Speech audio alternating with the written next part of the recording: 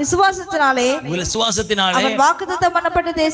அவன் வாக்குத்தத்தம் பண்ணப்பட்ட தேசத்திலே பரதேசியை போல சஞ்சரித்து அந்த வாக்குத்தத்தத்துக்கு உடன் சுதந்திரராகிய ஈசாக்கோடும் யாக்கோபோடும் கூடாரங்களிலே குடியிருந்தான். ஏனென்றால் தேவன் தாமே கட்டி உண்டாக்கின, அழகாய் சொல்லப்பட்டிருக்கிறதை கவனிக்கணும், தேவன் தாமே கட்டி உண்டாக்கின அஸ்திபாரங்கள் உள்ள நகரத்துக்கு அவன் காத்திருந்தான். அல்லேலூயா. எதுக்கு தெரியுமா ஆபிரகாம் கூடாரங்கள்ல குடியிருந்தாரா?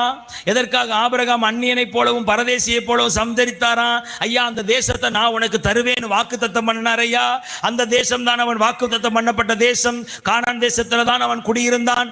அந்த தான் ஈசாக்கும் குடியிருந்தார், அந்த தான் யாக்கோபும் குடியிருந்தார். ஆனாலும் ஏன் கூடாரங்களிலே குடியிருந்தார்கள்? அவர்கள் நினைத்தார்கள், என்னதான் நம்ம இங்கே கூடாரம் போட்டு குடியிருந்தாலும் நமக்கு நிலையான நகரம் இங்கே இல்லை. அல்லேலூயா, அல்லேலூயா, அல்லேலூயா. வாக்குத்தத்தம் பண்ணப்பட்ட தேசத்திலே அவர்கள் குடியிருந்தும் கூட அவர்கள் எண்ணினது இது நிரந்தரம் அல்ல.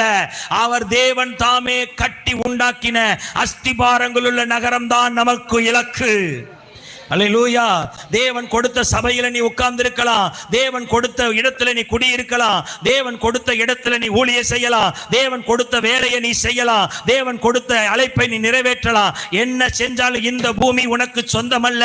உன்னுடைய குடியிருப்பு பரலோகத்திலே ஆயத்தம் பண்ணப்பட்டு கொண்டிருக்கிறது. வரப்போகிற அந்த நகர் அஸ்திபாரங்களுள்ள நகர் மேல ஆபிரகாமை போல, ஈசாக்கை போல, யாக்கோபை போல நீயும் நானும் குடியிருக்கிறதற்கு வாஞ்சிக்க வேண்டும். அல்லேலூயா, அல்லேலூயா. அந்த எண்ணம் தேவனுடைய பிள்ளைகளுக்கு வரணும். நிலையானது அல்ல நமக்கு இந்த வாழ்க்கை. சிந்தித்துப்பார், ஒரு நிமிஷம் சிந்தித்துப்பார். யார் இந்த